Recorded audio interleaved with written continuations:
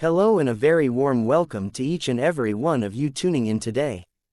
We are absolutely delighted to have you here, and I want to take this very special moment to express my heartfelt gratitude to all our new viewers, our loyal subscribers, and everyone who is joining this journey with us right now. This video is not just a simple start, it is the beginning of a meaningful connection between you and this channel. So let's get it started. The 1817 United States of America $1 coin, commonly referred to as the 1817 draped bust or capped bust silver dollar, holds a profound and multifaceted place in the numismatic legacy of the early 19th century, representing not only a tangible artifact of America's formative years but also a testament to the nation's evolving identity, artistic expression, and monetary ambition during a period of significant political, economic, and cultural transformation. To fully appreciate the essence of this coin, one must first delve into the broader historical landscape of the United States in 1817, a nation emerging from the War of 1812, consolidating its territorial claims, and striving for economic stability amid the complexities of a young republic finding its voice on the global stage. The early 1800s were marked by fluctuating silver supplies, reliance on foreign coinage, and sporadic domestic minting, making each silver dollar of this era a product of both opportunity and limitation. By 1817, the draped bust design, originally introduced in 1795 and modified over the years, had already left its mark, but this year is historically peculiar because official mint records indicate that no standard silver dollars were struck for circulation in 1817, meaning that any coin bearing the 1817 date as a dollar denomination would belong to either patterns, overdated varieties, or later restrikes. This has made the 1817 dated silver dollar one of the most debated and intriguing pieces among numismatists, as its existence touches upon the mysteries of mint operations, the intricacies of coinage laws, and the shadowy practices of restriking coins in later decades for collectors. The design of the 1817 $1 coin, if referring to the style contemporary to its supposed issue, would fall under the capped bust or draped bust family, where liberty is portrayed facing right, adorned with flowing hair and a cap, a motif inspired by classical Greco-Roman artistry and symbolizing freedom and the pursuit of Enlightenment ideals. The obverse typically features the word, liberty, above, with 13 stars encircling the portrait, representing the original 13 colonies, and the date below. The reverse during this era often depicted the heraldic eagle or its modified versions, clutching arrows in an olive branch, symbolizing readiness for war yet preference for peace, with a shield on its breast and inscriptions such as, United States of America, and the denomination, $1, encircling the design. The coin was intended to be composed primarily of silver .8924 fine in earlier issues, later adjusted with a weight near 26.96 grams and a diameter of about 39 to 40 millimeters, aligning it with the early silver dollar standard established by the Coinage Act of 1792. However, due to the lack of documented regular mintage in 1817, surviving specimens, if authentic, are often linked to patterns or restrikes believed to have been made decades later by mint employees, particularly during the 1850s when there was a known practice of creating backdated coins for sale to collectors, exploiting the growing interest in rare dates and minting anomalies. The historical context of 1817 was one of cautious optimism in the United States. President James Monroe had just taken office, ushering in what would later be termed the era of good feelings, marked by political unity under the Democratic-Republican Party after the decline of the Federalists. The nation was expanding westward, with new states entering the Union and the economy transitioning from war footing to peacetime development. However, the monetary system was still fragile, banks issued their own notes, and silver and gold coins were in short supply, often hoarded or exported due to fluctuations in bullion prices. The U.S. Mint in Philadelphia faced chronic challenges, intermittent silver deposits, lack of consistent demand for large silver coins, and operational constraints meant that production of silver dollars was often sporadic or completely halted for years at a time. This explains why the series saw gaps in mintages, No silver dollars were officially struck for circulation from 1804 until 1836, with the exception of a few 1804 dated pieces made much later, making the mention of an 1817 silver dollar all the more enigmatic and alluring to collectors.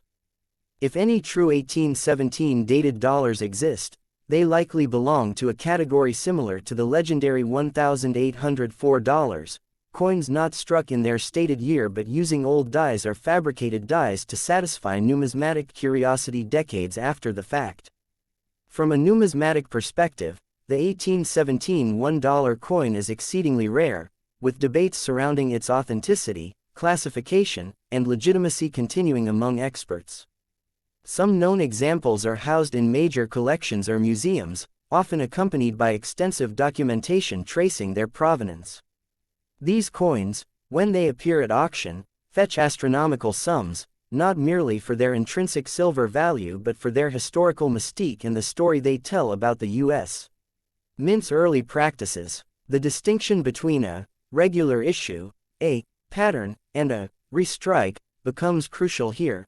Patterns are trial strikes intended to test designs or compositions. Restrikes are coins struck after their official date, often without legal authorization for circulation but sometimes sanctioned to provide collectors with elusive dates. In the mid-19th century, mint employees, including chief coiner Adam Eckfeldt, were known to have produced such restrikes, contributing to the enduring enigma of dates like 1804 and 1817. The collectability of an 1817 $1 coin depends heavily on its documentation, die characteristics, and condition. Authentication often requires in-depth metallurgical analysis, die study, and comparison with known restrike series. Genuine or acknowledged examples are graded by major certification authorities such as PCGS or NGC, and they fall into the category of ultra-rarities, on par with or even exceeding the fame of some other early American silver dollars. For numismatists, owning such a coin represents not just the possession of silver, but a tangible piece of American monetary history tied to the formative years of the mint, the intrigue of early 19th century coinage policies, and the allure of the what if surrounding dates that should not exist in normal circulation records.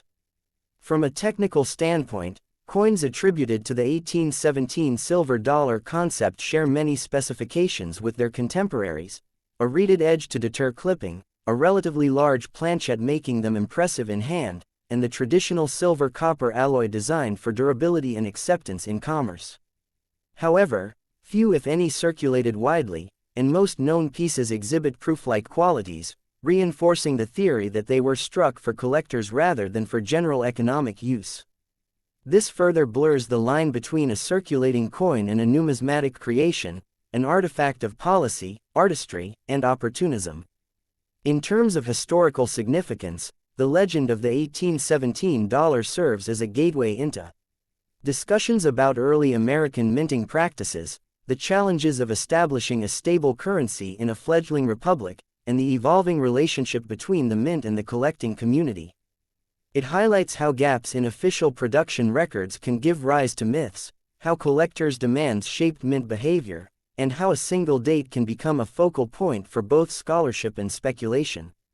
For historians, it offers a lens into the post-war of 1812 economy, the beginnings of industrialization in America, and the aspirations of a nation that sought to project stability and credibility through its coinage, even when practical constraints made large silver issues impractical. Today, the 1817 United States of America $1 coin is more than a piece of metal. It is a symbol of rarity, of controversy, of artistry, and of the interplay between law, demand, and desire. Whether encountered in the pages of an auction catalog, behind glass in a numismatic museum, or in the dreams of a collector, it stands as a silent witness to an age when each coin was hand-fed into presses, each design a conscious act of national expression, and each surviving specimen a relic of choices made 2 centuries ago. The market for such coins is vibrant yet niche. Prices, when they appear for sale, can range from hundreds of thousands to millions of dollars depending on the coin's pedigree, proof of authenticity, and overall grade. Scholars continue to debate the exact circumstances of their striking, and each new discovery, be it a previously unknown specimen or a new archival document, adds a layer to the story, ensuring that the 1817 silver dollar remains one of the most discussed, phantom issues, in U.S. coinage history. In conclusion, to hold or even to study the 1817 $1 coin is to engage with the essence of early American numismatics, the tension between ideal and reality, the artistry of early engravers, the improvisational nature of a young mint, and the enduring fascination with what was, what might have been, and what was created in response to the hunger for history itself. Its existence, questioned and celebrated in equal measure, continues to captivate numismatists, historians, and collectors alike, making the 1817 silver dollar not merely a coin, but a legend in silver, a bridge between the tangible economy of the past and the intangible allure of rarity that drives the world of coin collecting to this very day.